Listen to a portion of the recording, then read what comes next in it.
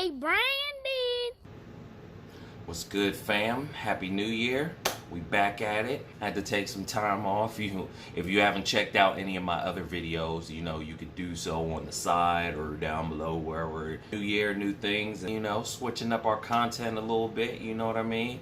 So today we're gonna kick off my series of I guess one-on-ones, whatever you want to call it. So today the topic is common gardening mistakes and things that kind of deter people from pursuing their grow ambitions, whatever those are, whether it's as a hobbyist or you want to be a professional farmer, no matter what your crop is. And first one we about to pop into is being a lazy grower, or at times being lazy and neglecting things you know that you should be, right?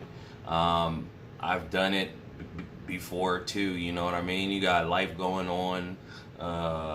Maybe you've scaled up depending on where you're living and what kind of grows you're doing. You got a lot to do, so at the end of the day, whatever that is, and it's like they can go one more day without watering, or you notice something is off. And this goes for any kind of gardening, you know what I mean? Whether it's fruits and vegetables or flowers or that good stuff, you know what I mean? So yeah, neglecting, and that sometimes in a lot of cases is going to be detrimental. You're going to see a decrease in plant health, whether they bounce back or not. I mean, you do have certain stressors that you can get away with that actually are beneficially stressing the plant in order for it to bounce back stronger. But there definitely is there's a line. I ain't gonna say it's a thin line, but it's a line, and we've all been there. Neglect to do it. Humidity, temp, light, anything, any one of your factors, you don't do it. All right. Second tip is gonna be doing too much, making too many changes, going too extravagant, you know what I mean? So that comes down to like, you got your beans, whatever those beans are, and you're like, man, these joints are about to kill it. So then you got your seeds, right? And you're like, oh, I got, they start growing a little bit, and then you're like, oh, I gotta hit these joints with a rack of water. So you treat them joints like a coach that just won the Super Bowl, and you dump the whole Gatorade container with water on it, and you drowned it. Or you keep just every day you want to put a little bit more water, little bit, and now that thing dead. It's hanging over, all crumped over, you know what I mean? So you want to stay away from that, all right? Making too many changes, you know what I mean? When you make a lot of different changes, essentially when your plant starts acting weird, it's hard to pinpoint exactly what caused it. So you want to make one change at a time, or it helps me to make one change at a time, and then I see how the plant reacts. I give it a couple days, and if it looks good, it doesn't look like it's declined or it's getting better, then that gives me the green light to go ahead and make the next change.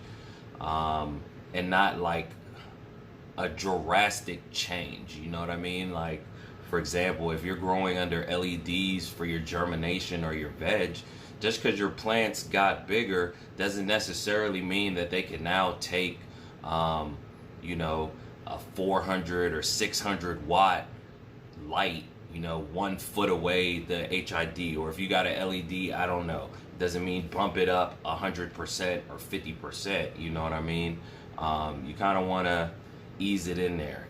It helps to have certain tools like a light measure, whether it measures par or lumen. I've never gotten a par meter before, but I am very familiar with the light meters, and it's effective as well, you know what I mean? You put it under the plant, and maybe you go up a little bit, or you just change the light and keep it at the same light level that it was, and maybe in a couple days then you bump it up, so too many changes, too much, just makes things complicated. All right. The third common gardening mistake, I would say, and they're not in any order, you know, they're just mistakes that I noticed, and I just got 5, as we should have led with that, the top 5 gardening mistakes. But is ego and being delusional, right? So we all want to do what we want to do. We all want to be successful growers at whatever kind of crop that we're trying to get from seed or beginning to end, right? And sometimes we come up with these ideas of things we want to do. We want to do it how we want to do it.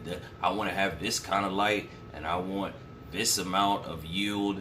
And so you just do whatever it is that you already had pre-planned in your brain, or you follow whatever path you want to go, instead of doing what is logical.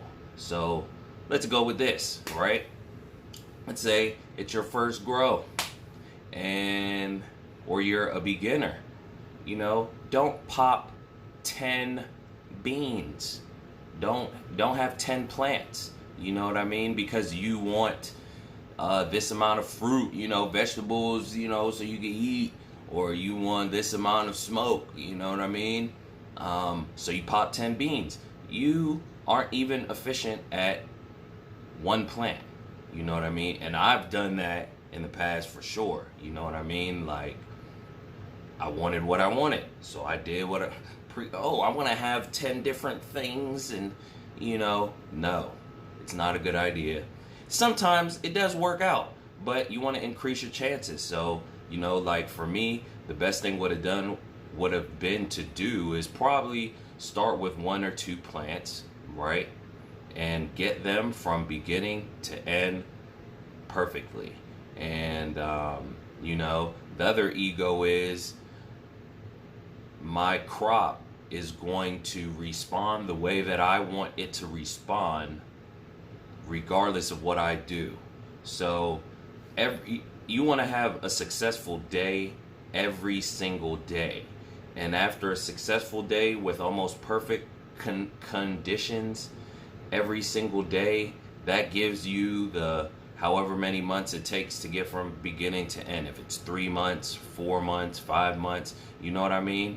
So it's the buildup of good days. It's not just, oh, I did something yesterday, I don't feel like doing it. It's been 3 days later and you still don't feel like doing whatever it is you're supposed to be doing, and you think you're still gonna get your expected results. No, that's your ego, number one, and that's your delusion. You know, just keep your ego in check. You know, if you want to put it under a big light, or with all this fans on it, or, you know, 1,000 bottle of nutrients, or, you know, 1,000 ppm, because that's what you want to do and your plant is telling you otherwise, you know, you should probably listen to the plant, you know what I mean? Or else you're gonna have wasted your time once your plant gets too unhealthy to bring back to life.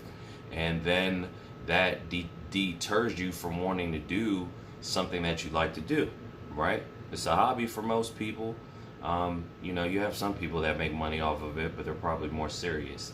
Now, be adaptive, you know what I mean? So even though let's say you're doing an organic grow, or you're doing a synthetic grow, and you're like, I want this to be fully organic or fully synthetic, and then you start running across problems that could be nutrient related, instead of you looking at options that are not directly in the domain in which you're trying to go, you just stay there. You're like, oh, I'm gonna use another synthetic this or that.